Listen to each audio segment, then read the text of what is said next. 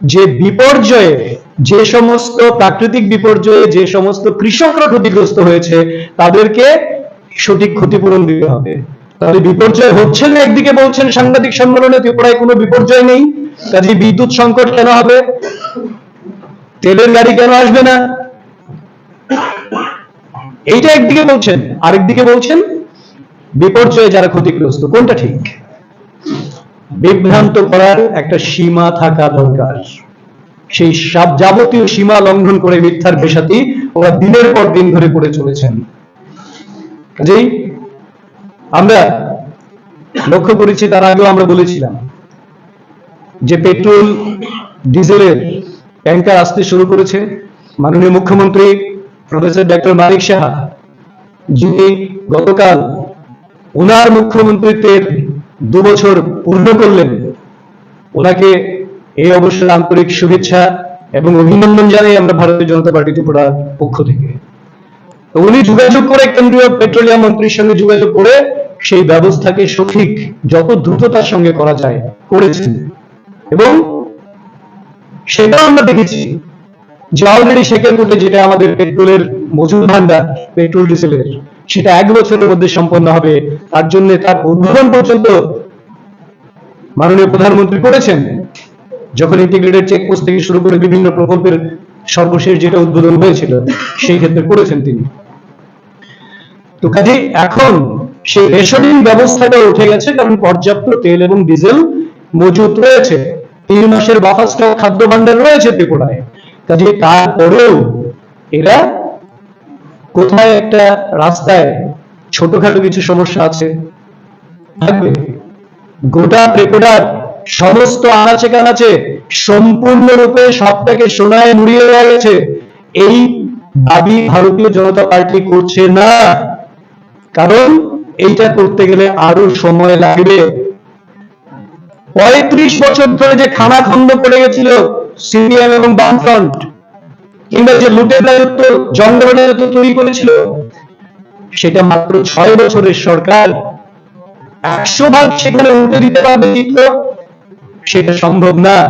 কিন্তু অত্যন্ত দ্রুততার সঙ্গে তার চিত্র বদলাচ্ছে, এবং তারা যেখানে বলছেন জল নিকাশি ব্যবস্থার কথা বিভিন্ন জায়গায় তারা বলছেন, উদয়পুর থেকে শুরু করে, সোনামুড়া থেকে শুরু করে, ধর্মনগর কৈলাসহর থেকে শুরু করে আগরতলা শহরের কথা তো বলেই লাভ নেই। কি ছিল জল নিকাশি ব্যবস্থা? একদিন মুষলধারে কয়েক ঘন্টা বৃষ্টি হলে দিনের পর দিন 48 ঘন্টা 36 ঘন্টা ওয়াটার লগিং হয়ে থাকতো, মানুষের চলাচলের কোনো সুবিধা ছিল না। সেই জায়গায় এখন 1 ঘন্টার মধ্যে, আধ ঘন্টার মধ্যে কি করে জল সরিয়ে দেওয়া যায় তার ব্যবস্থাপনা হয়েছে। ইন্টিগ্রেটেড মনিটরিং সিস্টেম রয়েছে এখানে তার জন্য, এবং সেই সিস্টেম আস্তে আস্তে আস্তে অন্যান্য যে মিউনিসিপাল যে এরিয়াগুলো রয়েছে সেখানে এক্সটেন্ডেড হচ্ছে। এইটাকে দাবি করছেন ওনারা।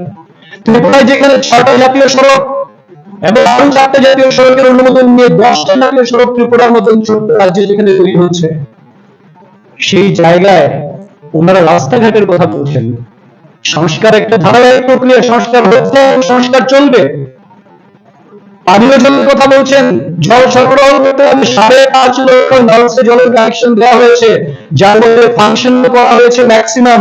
যেখানে যেখানে ফাংশন করা হয়নি, দ্রুততার সঙ্গে জল জীবন মিশনের মাধ্যমে প্রত্যেকটা নলসে জল যাতে ফাংশনাল হয়, কাজ করে, প্রত্যেকে যাতে বাড়ি ঘরে নলের মাধ্যমে জল পান, তার ব্যবস্থা করার জন্য মিশন বলে কাজ করছে জল জীবন মিশন। এবং সেটা আপনাদেরকে বলাই হয়েছিল যে টার্গেট নিয়ে কাজ করছে 2024-এর মধ্যেই এই 5.5 লক্ষ বাড়িতে নলের মাধ্যমে জল যে কোনো মূল্যে যাতে পৌঁছে যায়। সেই উদ্যোগ যখন নিয়ে আন্তরিকতার সঙ্গে, দ্রুততার সঙ্গে কাজ করছেন, তখন বলছেন জল নেই। ম্যালেরিয়া নিয়ে গল্প বলছেন, যেখানে স্বাস্থ্য পরিষেবাকে ঢেলে সাজানোর জন্য রাজ্য সরকার সতত প্রয়াসী রয়েছেন।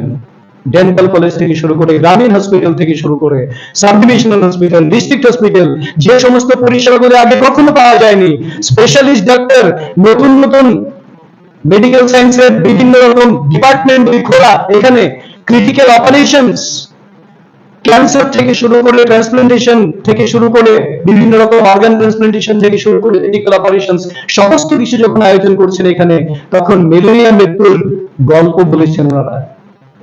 এবং এই সমস্ত নিয়ে রাজ্যব্যাপী বিভ্রান্তি করার একটা চেষ্টা ওনারা নিয়েছেন গত কয়েকদিন ধরে।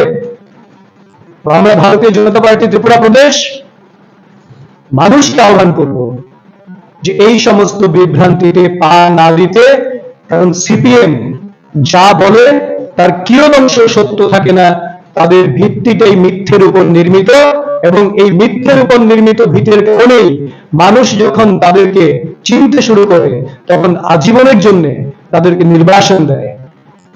তার প্রতিবাদে এই মিথ্যার বেশাতি, মানুষকে বিভ্রান্ত করা, রাজ্যের গরিমাকে ক্ষুণ্ণ করা এবং নেতিবাচক দৃষ্টিভঙ্গি থেকে রাজ্যের উন্নয়নকে কোথাও না কোথাও তার গতিকে স্লথ করার জন্য যে প্রয়াস নিয়েছে, তার বিরুদ্ধে ভারতীয় জনতা পার্টি ত্রিপুরা প্রদেশ আগামী 18 মে বিকেল 4টায় গোটা রাজ্য জুড়ে এর প্রতিবাদ এবং ধিক্কার মিছিল সংগঠিত করবে।